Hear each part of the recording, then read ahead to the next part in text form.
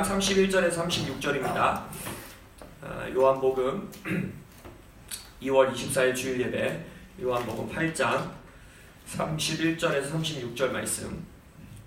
영상으로 함께 하시는 분들도 요한복음 8장 31절에서 36절의 말씀 펴주시기 바랍니다.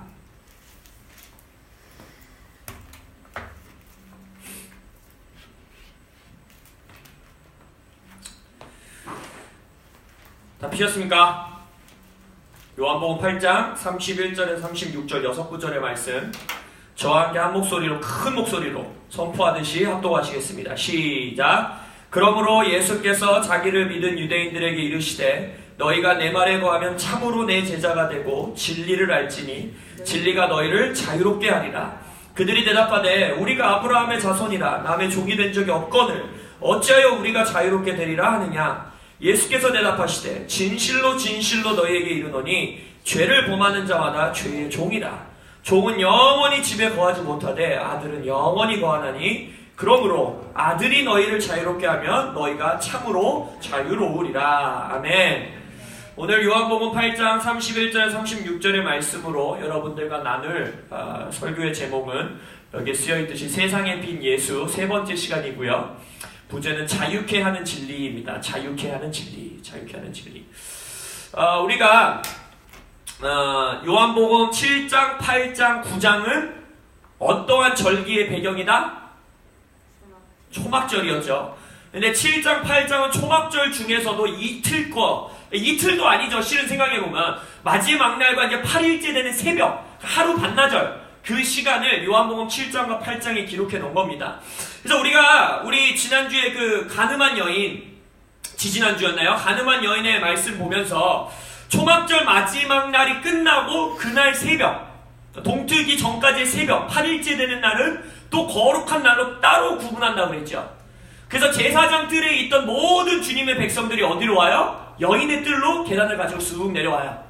그러고 불을 켜고 뭘 한다고 그랬어요? 우리 죄를 사하신 늙은 랍비들부터, 현인들부터 막 춤을 추면서 우리의 죄를 사하셨다. 그러니까 젊은이들이 뭐라고 화답하고, 노인들로부터 우리에 이르기까지 죄를 사하신 주님을 찬양합니다. 감사합니다. 목적껏 노래를 부르고 나서 바리새인이 가늠한 여인을 데리고 왔을 때 주님이 어떻게 하셨다? 죄의 사하심을 선포하셨죠. 너희들은 막 소리 고래고래 질러가면서 하나님이 죄를 사하신 것에 대해서, 은혜에 대해서 절기 가운데 노래를 불렀으나 진정으로 죄를 사할 수 있는 세상의 빛이, 이 여인의 뜰에 있는 이 불은 곧 꺼지겠으나 영원토록 땅끝까지 비칠 세상의 빛인 내가 이 땅에 왔다 라고 선포하세요. 근데 예수님은 거기서 여인에게 내가 너를 정죄하지 않는다, 네 죄는 사하여졌다 에서 끝났다고 했어요? 아니라고 그랬어요? 아니었죠. 뭐였어요? 가서 이제는 더 이상 죄를 짓지 말라 라고 말하고 나서 자신을 세상의 빛이라고 8장 12절에 선포하시고 나서 뭐라고 하십니까? 나를 믿는 자는, 세상의 빛을 만난 자는 이제 더 이상 어둠에 다니지 아니하고 어둠에 거하지 아니한다. 이 말씀을 진리라고 믿을 수 있는 보증이 뭐라 그랬어요? 바리새인들, 네 말을 어떻게 믿냐? 네가 뭔데? 유대인 30대 청년이 네가 우리한테 그런 말을 하냐? 라고 했을 때 근거로 제시하신 게 뭐예요? 나는 하나님 아버지에게로부터 파송받아 아포스텔로 되어 이 땅 가운데 온 하나님의 아들이다 라고 말해요. 그러고 나서 세상의 빛을 받은 너희는, 물론 바리새인들은 말 아니죠. 세상의 빛을 받지 않았죠. 그들은 맹인이 될 거라고 그랬어요.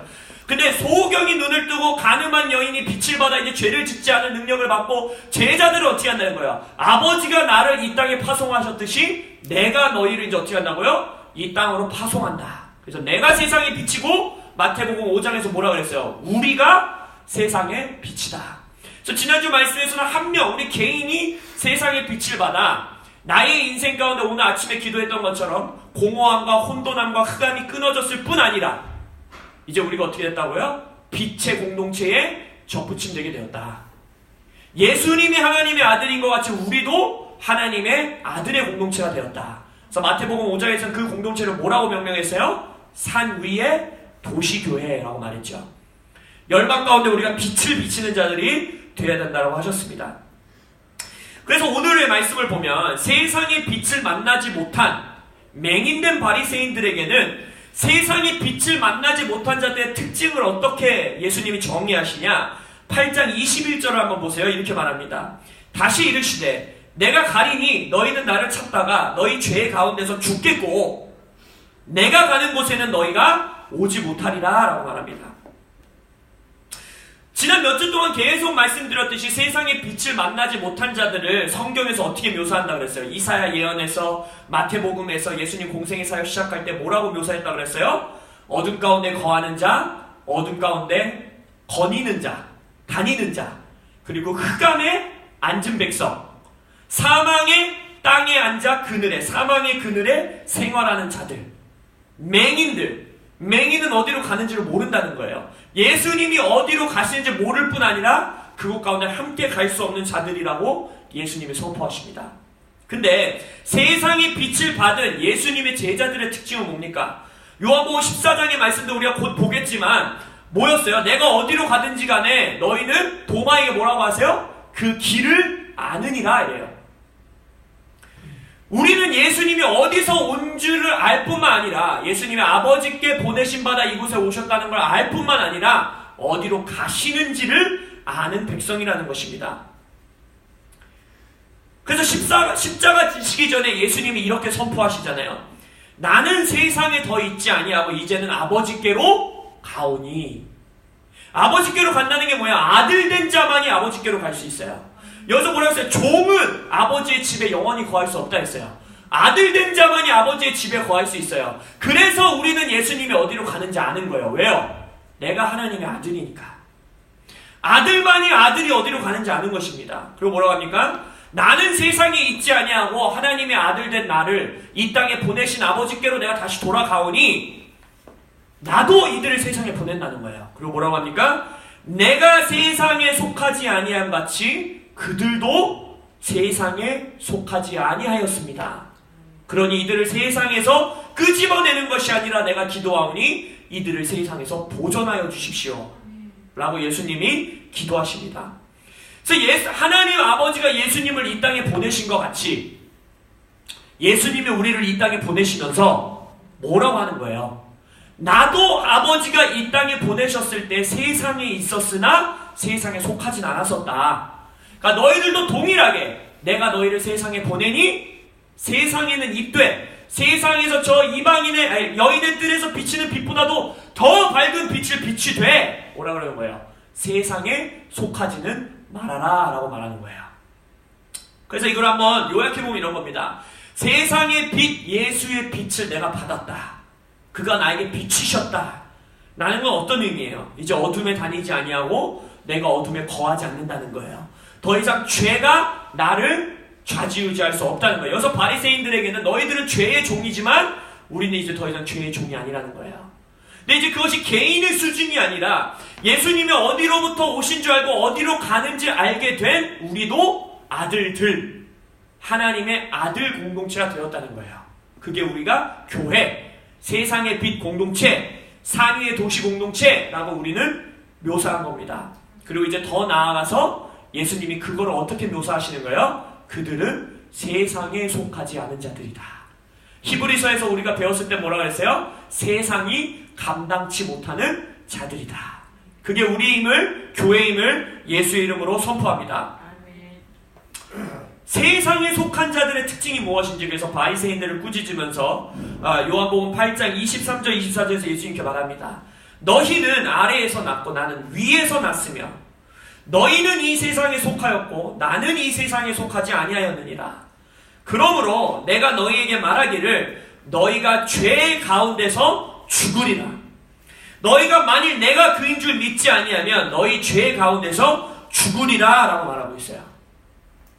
이 말씀이 지금 간음한 여인에게 이제는 가서 더 이상 죄를 짓지 말아라 라고 선포하신 이후에 세상에 비치신 예수를 만나지 못한 바리새인들에게 너는 뭐라는 거예요? 죄에서 자유케 될 수 없다라는 거예요. 바리새인의 눈에는 훨씬 나보다 거룩하지 못하고 훨씬 나보다 율법을 어겼고 죽어맞다, 아니 돌맞아 죽어야 되는 여인에게는 예수님이 뭐라고 그랬어요? 너는 나를 만났다는 거예요. 세상의 빛을 만났다는 거예요. 그래서 네가 이제는 죄가 용서받았을 뿐만 아니라 죄를 짓지 않을 수 있는 능력이 있다는 거예요. 근데 바리새인들은 뭐예요? 율법도 지켰고 절기도 지키고 하나님이 주신 규칙을 내가 다 지킨 것 같은데 하나님 뭐라는 거예요? 너희들은 반드시 죄에서 죽으리라 라고 말하고 있는 거예요. 우린 질문해야 됩니다.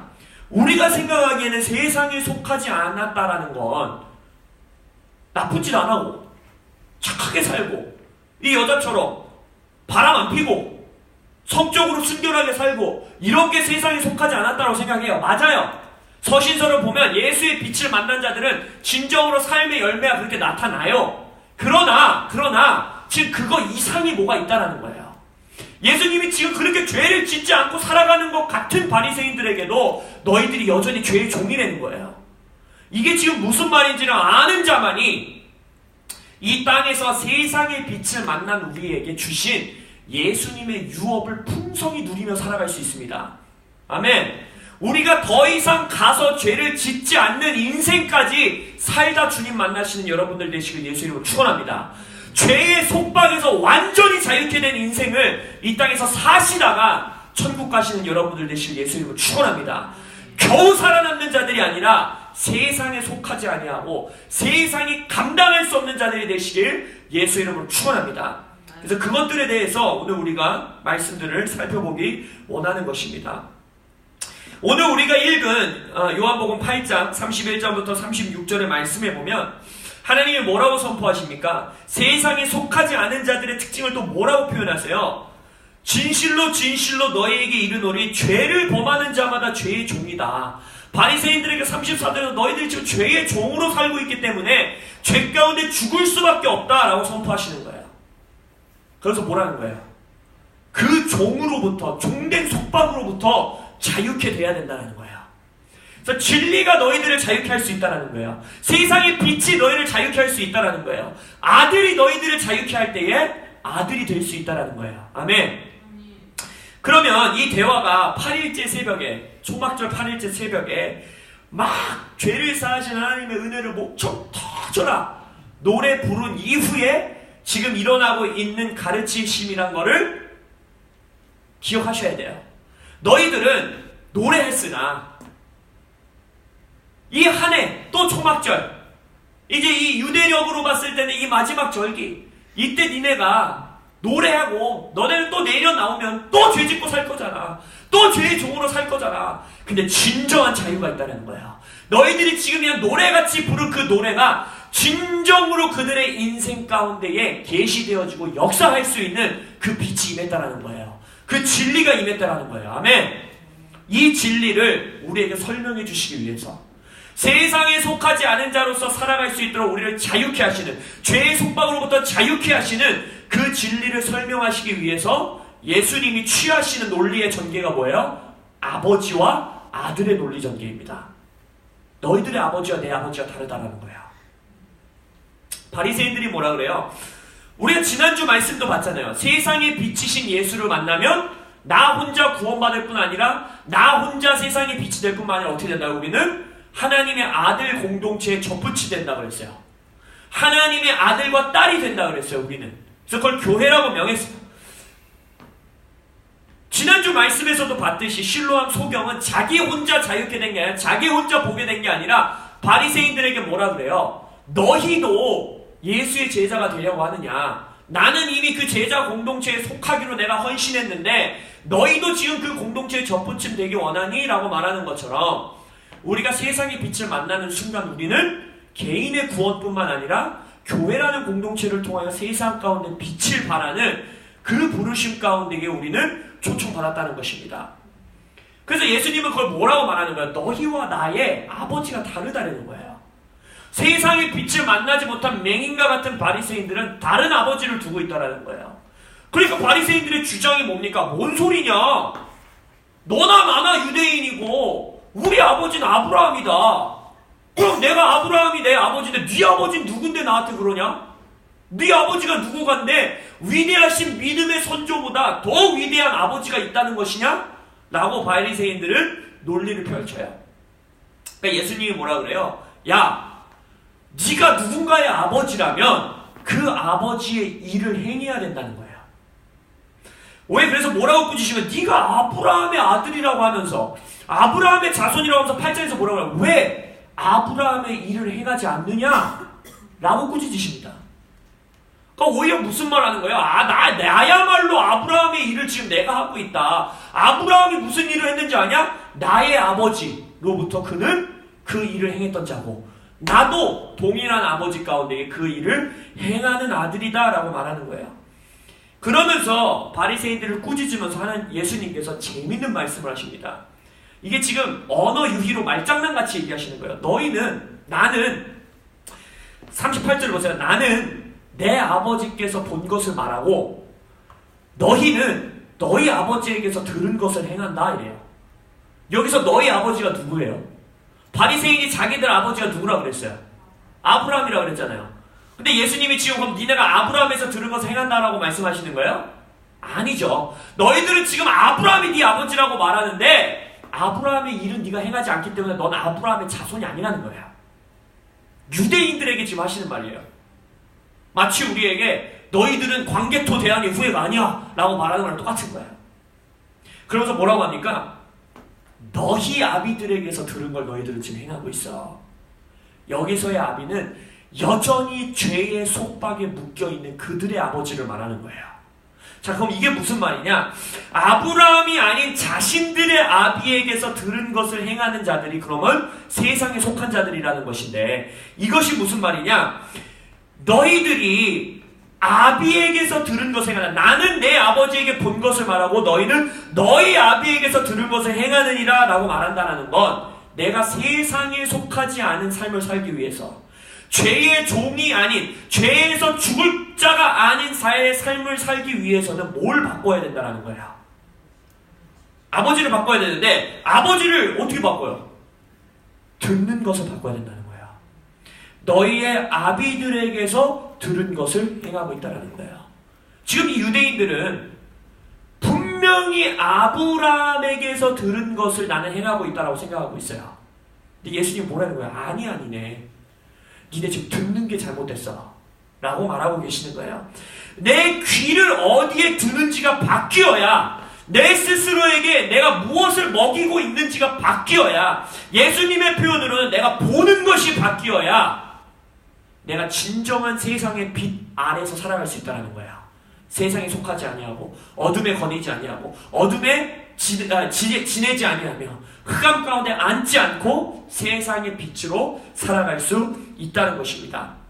성경에서는 이걸 어떻게 표현하냐면 생각을 새롭게 하다 아니면 생각을 그리스도께 복종시키다 라고 표현합니다.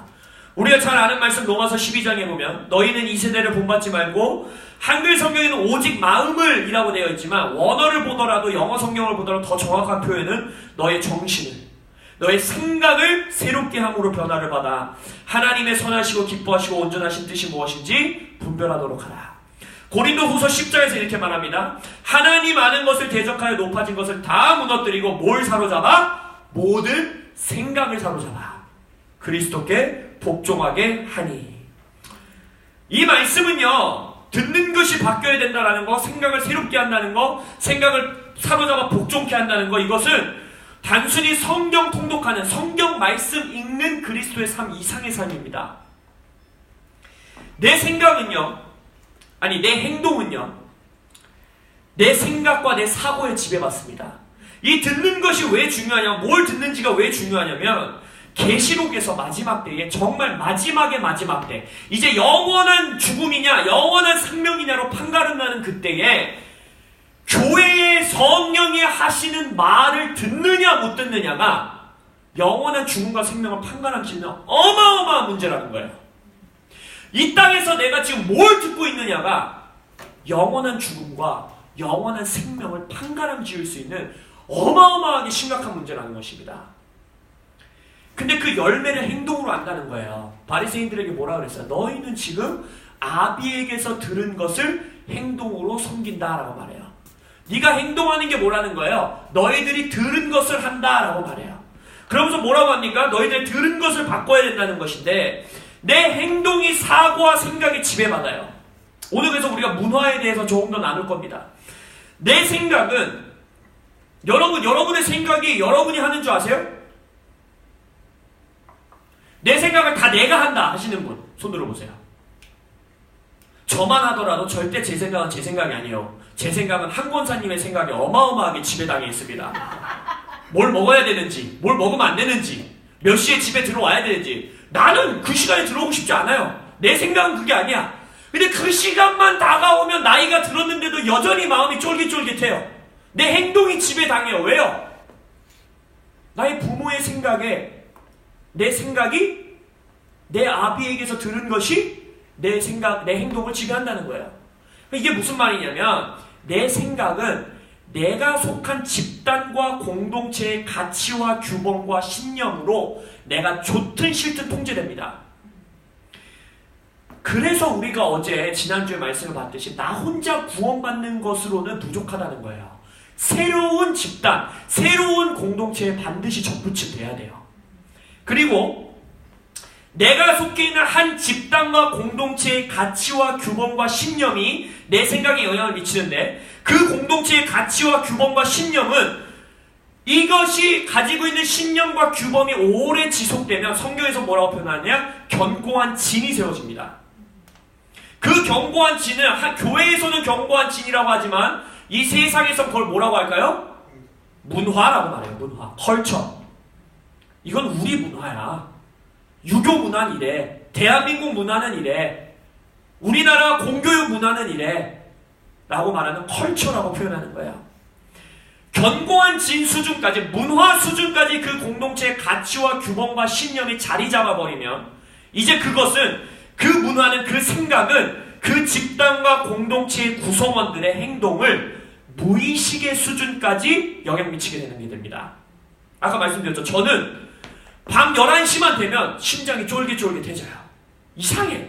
그러고 싶지 않아도. 무의식의 수준까지 우리 한 권사님이 나를 중학교 때부터 가르치신 가르침이 들어간 거예요. 이거 우리 농담같이 얘기했지만 우리가 알든 모르든 여기서 중요한 건 모른다는 거예요. 왜 그런지 아세요? 바리새인들이 뭐라고 해서 우리는 아브라함에게서 들은 것을 행하다라고 말하고 있었잖아요. 내 생각에는 내가 그 일을 행하고 있다고 생각했는데 예수님 뭐라는 거예요? 너희는 아니다. 다른 음성을 듣고 너희들은 살아가고 있다. 문화가 무서운 점이 뭐냐면 무의식의 수준까지 우리의 행동을 지배하기 때문에 내가 이 생각을 가지고 있는 걸 모릅니다. 그래서 생각을 새롭게 하는 게 쉽지 않은 거예요. 내가 이 생각을, 내가 이것을 듣고 있다는 걸 모른 채 듣고 살아간다는 거예요. 그래서 오늘은 문화에 대해서 좀 얘기를 나누고 다음 주까지 이 말씀을 연장해서 우리가 생각을 새롭게 하는 것에 대해서 배울 겁니다. 근데 빌 존슨 목사님께서 자신의 신간이에요. 따끈따끈한 책인데 The Way of Life, 우리의 삶의 방식, 그러면서 Experiencing the Culture of Heaven on Earth, 이 땅에서 하늘의 문화를 경험하기. 라는 책에서 뭐라고 표현했냐면 문화를 어떻게 정의했냐면 특정 문화 안에 있는 한 사람은 굳이 그 문화의 메시지를 믿지 않는다 해도 이게 중요한 거예요. 내가 그 문화에서 드러나게 말하는 말을 믿지 않는다 하더라도 여전히 그 영향력 아래 산다. 또한 그 한 사람의 가치체계, 삶에서 무엇을 내가 예상하고 기대해야 하는지의 관점을 그 사람이 속한 문화가 영향을 미친다라고 말해요. 자, 그럼 이거 예시를 한번 들어보겠습니다. 이 시대에 지금 수년 안에 한 10년도 되지 않았어요. 편만하게 미디어와 엔터테인먼트와 여러 가지 것들을 통해서 우리나라뿐만 아니라 전 세계에 동성애의 문화가 퍼졌어요. 좋든 싫든 그건 팩트예요. 할리우드에서 이제 어떤 한 배우가 동성애에 대해서 뭔가 반대되는 말만 해도 그 사람은 영화 섭외권이 다 사라져버리는 시대가 와버렸어요.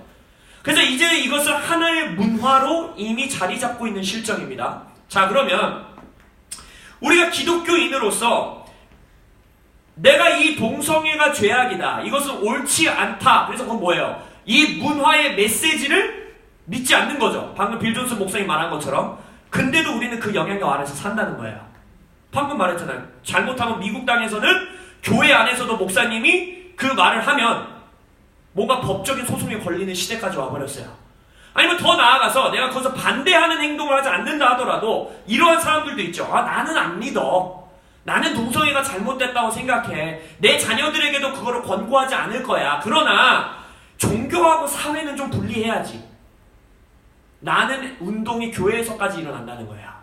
우리의 행동을 지배한다는 거예요. 이 문화가. 또 하나 볼까요? 우리 젊은이들이 뭐라 합니까? 월요일만 되면 뭐라 그래요?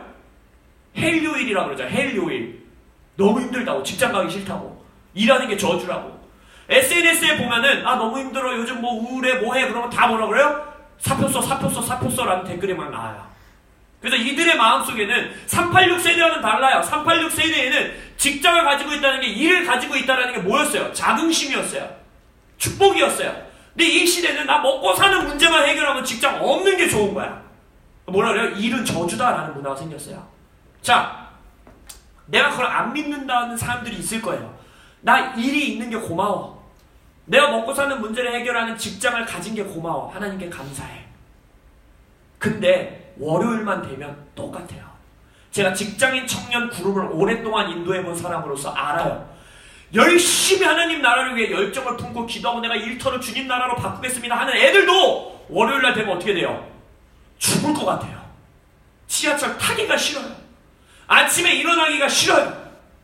그럼 그대들이, 그 친구들이 하나님 나라 위에 직장 바꾸겠다는 친구들이 내 일은 저주야 라는 말을 믿을까요? 믿지 않아요. 그러나 그이들의 삶의 태도와 감정과 생각을 그 문화가 영향력 미치고 있다는 거예요. 얼마 전에 제가 고모들을 만났어요. 고모님들이 뭐라고 그러는지 알아요? 60, 70살 되면 몸이 망가지는 게 정상이야 라고 말해요. 다 그냥 겨우 사는 거야. 고치면서 사는 거야. 이 말에 묶여있는 자들은 어떻게 했어요? 70살에 병이 들면 그거의 치유를 위해서 기도를 하겠어요? 안 하겠어요? 안 하죠. 야, 이거 어떤 할머니는 저에게 뭐라고까지 했는지 아세요? 이것까지 하나님한테 치유해달라고 하면 죄라 그랬어요. 어떤 할머니가 저한테. 이 정도는 그냥 갖고 사는 거래요. 문화는 우리의 행동에 영향을 미칩니다. 그래서 문화의 힘이 이토록 무서운 거예요. 성경에서도 이거를 예수님이 얼마나 무서운 말로 표현했는지 우리가 작년이었나요? 우리가 이 문화에 대해서 오랫동안 배웠잖아요. 예수님이 거기서 주신 말씀이 뭐예요? 너희가 무엇을 듣는가 스스로 삼가라. 조심해라. 뭘 듣는지. 왜? 너희의 헤아리는 그 헤아림으로 너희가 헤아림을 받을 것이요 더 받을 것이다. 무슨 말이에요? 내가 듣는 대로 믿고 사는 것대로 더 받는다는 거예요. 그냥 받는 수준이 아니라 더 받는 거예요. 70살에 다 그냥 병 들고 사는 거야 하면 병 든다는 거예요. 병 들 뿐만 아니라 더 든다는 거예요. 일은 저주야 라고 생각하면 일이 저주가 된다는 거예요. 저주가 될 뿐만 아니라 더 끔찍한 저주로 온다는 거예요. 예수님께서 뭐라고 해요? 너네 뭘 듣는지 스스로 조심해라. 생각을 지켜라. 정말 무서운 거다라고 예수님은 우리에게 경고하고 계시는 겁니다. 그래서 문화의 무서움은 나의 무의식의 수준까지 생각에 영향을 미치기 때문에 무서운 거예요. 내가 이걸 헤아리고 있는지도 모른 채 헤아림을 당하고 있다는 거예요. 그래서 우리는 생각을 새롭게 해야 됩니다. 듣는 걸 바꿔야 돼요. 생각을 새롭게 하는 것의 첫 번째는 너희가 무엇을 듣고 있느냐는 거예요. 어떤 드라마를 보고 계십니까? 어떤 TV를 보세요? 어떤 책을 읽고 계세요? 어떤 친구들과 어떤 대화를 나누세요? 어떠한 공동체에서 어떠한 대화를 나누고 계시며 어떠한 책을 읽고 계십니까?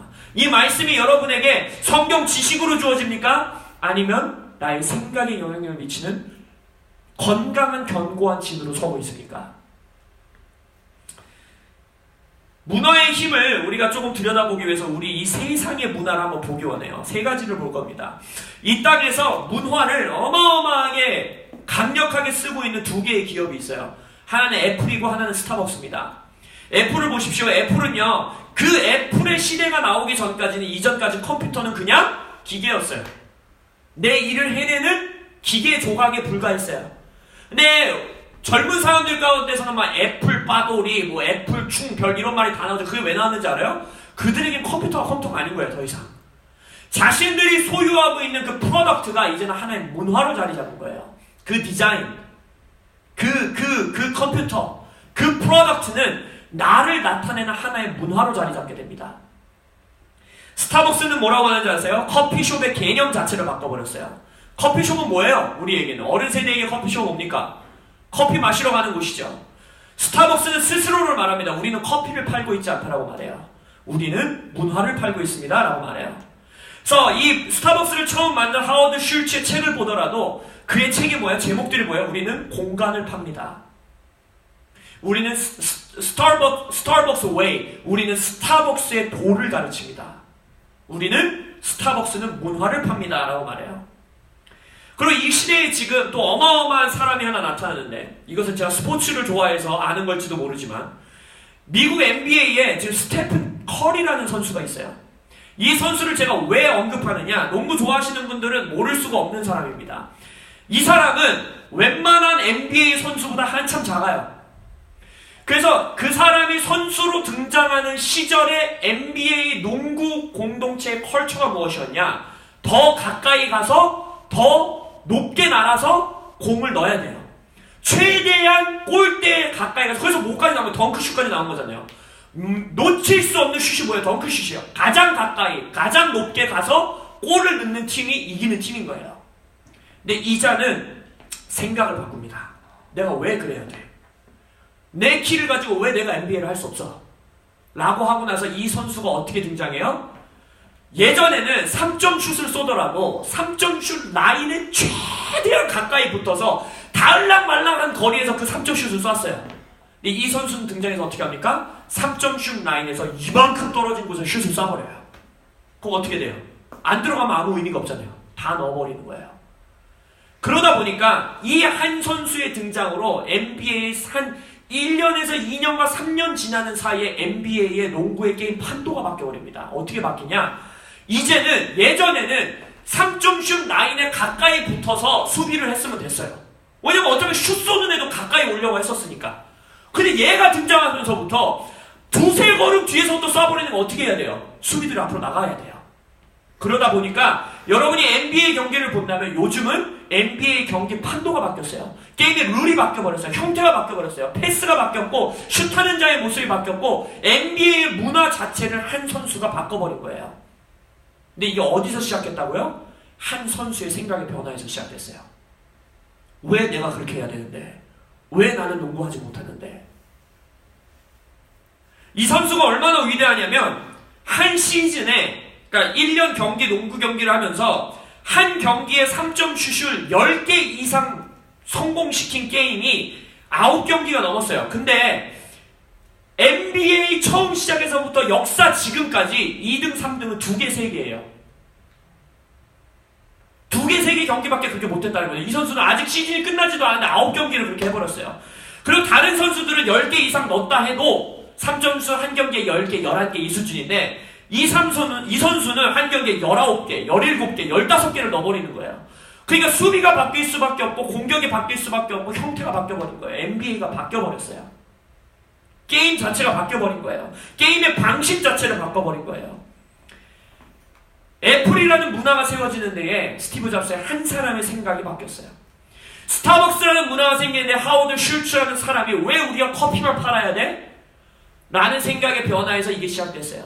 NBA라는 수조 원의 사업이 들어가는 농구 경기 게임의 판도를 한 선수, 그것도 옛날의 헤아림, 옛날의 문화 안에서 봤을 때는 농구를 할 수 없는 자, 키도 작고 그러한 자의 생각 하나로 경기가 바뀌어버렸다는 것입니다. 한 사람의 생각의 변화에 여러 집단과 공동체가 따라가고 반응하게 되면 아까 뭐라 그랬어요? 그게 컬처로 세워집니다. 그 컬처로 세워지게 되면 그 공동체 안에 헤아림 자체가 바뀌어버립니다. 애플은 기계 산업의 헤아림을 바꿔버렸고 스타벅스는 커피 산업의 헤아림을 바꿔버렸고 스테픈 커리는 농구 산업의 헤아림을 바꿔버렸어요. 그럼 질문하겠습니다. 우리 안에는 누가 계십니까? 세상을 이기신 예수님이 계세요. 근데 문제는 뭐냐면 우리는 세상을 이기신 예수님이 내 안에 살고 계시다고 하면서 내 헤아림은 여전히 세상의 문화에 있다는 거예요.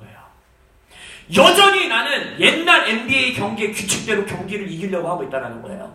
여전히 나는 옛날 기계 팔던 방식으로 기계를 팔아서 이 세상을 이기려고 하고 있다는 거예요. 여전히 나는 예전에 우리가 가지고 있었던 커피 파는 문화로 커피 세상을 바꾸려고 노력하는 사람들과 같이 살고 있다는 거예요.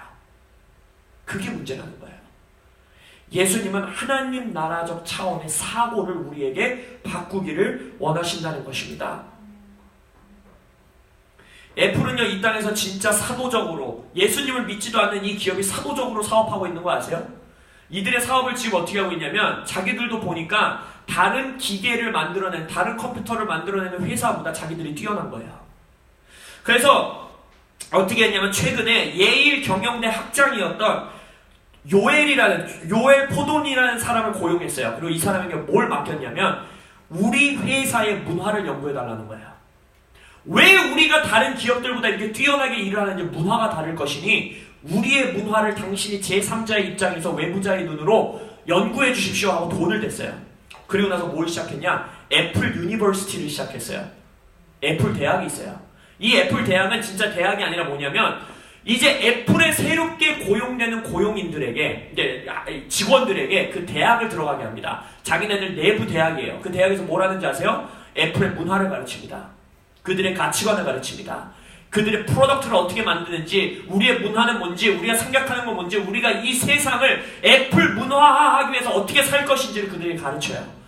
이 코스를 통과하지 못하면 애플 직원으로 살아남을 수가 없어요. 예수님이 가르친 방법을 세상 사람들도 하고 있다는 거예요. 예수님이 우리를 뭘로 불렀다고요? 사도적 제자로 불렀다고요. 사도적 제자의 뜻이 뭐라고요? 하나님 나라의 문화를 이 땅 가운데 세우는 자들이라고요. 그것을 위해서는 우리가 생각이 바뀌어야 된다는 것입니다. 아까 말씀드렸어요. 세상의 빛을 만난 자들은 예수님이 어디서 왔는 걸 알고 어디로 가시는지를 알아요. 그럼 우리도 어디로부터 파송받았는지를 알고 우리가 지금 어디로 나아가야 되는지를 알고 있다는 것입니다. 그럼 사도적 제자의 역할이 뭐예요? 우리가 뭘 기도합니까? 하늘에 계신 우리 아버지. 우리 아버지라는 새로운 공동체에 접붙임되고 나서 우리가 기도하는 내용이 뭐예요? 하늘에서와 같이 땅에서도 이루어지게 하소서. 하늘의 문화가 이 땅, 내 가정, 내 재정, 내 관계, 내 학교, 내 직장에 이루어지게 하소서. 하늘의 풍성함이 이 땅의 가난함 가운데 임하게 하시고, 하늘의 치유하심이 이 땅의 질병 가운데 임하게 하시고, 하늘의 화목함과 사랑이 이 땅에 무너져 있는 가정과 무너져 있는 관계 가운데 임하게 하시고, 하늘의 재정의 풍성함이 이 땅에 나의 직장 가운데 임하게 하소서. 하늘의 정의의 문화가 이 땅에서 속이고 범죄를 저지르고 회사에서도 불법을 저지르는 그것 가운데에 하늘의 문화가 임하게 하여 주옵소서. 그것이 우리의 역할이라는 것입니다. 근데 이 문화 형성이라는 건 아까 뭐라고 말씀드렸어요? 문화는 어떻게 형성된다고요? 한 집단과 공동체의 가치와 규범과 신념이 오랜 시간 지속되어 쌓였을 때 만들어진다고 했어요. 그럼 하나님 나라의 문화도 이 땅에 세워지는 게 똑같아요. 혼자 그 문화를 세웁니까? 아니요. 공동체가 오랜 시간 규범과 신념과 가치대로 살아갈 때 세워지는 거예요. 그래서 교회가 바뀌어야 돼요. 교회 안에서만큼은 하나님 나라의 문화가 있어야 돼요. 그래서 우리가 능력을 부여해야 합니다. 교회 안에서만큼은 돌파가 있어야 되고, 교회 안에서만큼은 치유가 있어야 되고, 교회 안에서만큼은 세상의 문화가 아닌 하나님 나라의 문화대로 열매가 있고 행동이 바뀌고 내 생각이 바뀌어야 돼요. 근데 또한 동시에 그 공동체의 문화가 바뀌는데 아까 누구로부터 시작된다고 그랬어요?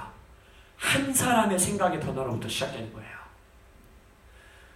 스티븐 잡스가 생각을 바꿨을 때 컴퓨터계의 문화가 바뀌었어요. 하워드 슐츠가 자신의 생각을 바꿨을 때 커피 산업의 문화가 바뀌었어요. 스테픈 커리가 자신의 생각을 바꿨을 때 NBA 농구 문화가 바뀌었어요. 호람되어 교인 한 사람이 생각을 바꿀 때에 이 땅의 교회들이 변화될 수 있습니다. 아멘. 이 땅의 교회가 변화되면 이 나라가 변화될 수 있습니다. 아멘. 이 교회가 변화되면 이 땅의 다음 세대, 우리가 기도했던 다음 세대가 변화될 수 있으면 우리는 믿어야 하는 것입니다. 근데 아까 말씀드렸죠. 나의 생각을 사로잡고 있는 견고한 진의 무서움이 무엇이다? 내가 견고한 진을 가지고 있다는 걸 모르는 게 무서운 거예요. 내 무의식의 레벨까지 통치하고 있는 생각이 있다는 걸 내가 모른 채 통치받고 있어서 무서운 거예요. 그래서 우리가 다음 주의 말씀을 통해서는 볼 것이 이거예요. 나의 안에 있는 그 견고한 진을 어떻게 찾아내고 그것을 어떻게 새롭게 변화할 것인가. 아멘. 그래요. 우리가 하나님 나라 문화, 우리가 작년 한 해 동안 킹덤 컬처 몇 주에 걸쳐서 했는지 기억나요? 30몇 주 했죠, 우리? 그 시간을 통해 여러분의 생각이 조금이나마 바뀌었기를 예수 이름으로 축원합니다. 올해 우리는 예수님을 만나기로 했죠. 우리의 송구영신 메시지가 뭐였어요? 예수를 아는 교회가 되자였잖아요. 예수를 알기 위해서 우리의 생각이 자유케 되기를 예수 이름으로 축원합니다. 재밌는 이야기 하나 말씀드리고 오늘 말씀을 마치고 여러분들과 함께 생각을 바꾸는 기도를 하기 원합니다. 자유케 하는 진리였어요. 오늘 제목이 세상의 빛이 진리의 빛으로 우리의 생각과 우리의 문화와 나의 헤아림과 내가 듣는 것을 바꾸기를 원해요. 아멘. 근데 그러한 일이 또 있었어요.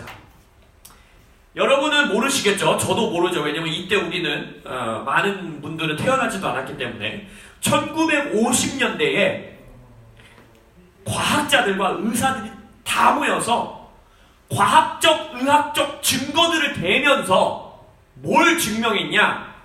인간이라면 1마일, 그러니까 1.6km 정도 되는 거죠. 1600m 정도 되는 거. 1마일을 절대로 4분 안에 달리는 것이 불가능하다. 있을 수가 없는 일이다. 과학적으로, 의학적으로 막 증거를 막 냈어요. 막 근육 조직부터 시작해서 막 과학적으로 다 냈어요. 그래서 진짜로 아무도 4분을 못 깼어요. 그 헤아림 가운데 육상 선수들이 다 살았던 거예요. 어느 날 이것을 안 믿기로 작정하는 어떤 한 의대생이 나가요. 육상 선수도 아니에요. 의대생이에요. 의대생. 영국에 있는 로저 베니스터라는 학생이 말도 안 돼. 1.6km로 왜 우리가 4분 안에 못 뛰어? 하고 훈련을 시작합니다. 그리고 나서 1마일을 1954년에 3분 59.4초로 뛰어요. 근데 이 사람 이름 알아요? 몰라요? 아무도 모르시죠? 우리가 운동에 관심이 없어서 모르는 게 아니에요. 이 사람 이름 아는 사람 별로 없어요. 왜 없는지 아세요? 이 사람이 4분대의 장벽을 깨고 나서 몇 주 만에 수십 명, 수백 명의 선수들이 4분대를 깨기 시작한 거예요. 그래서 이 사람의 이름은 남겨지지도 않았어요. 이렇게 정보를 찾는 자만이 알 수 있어요.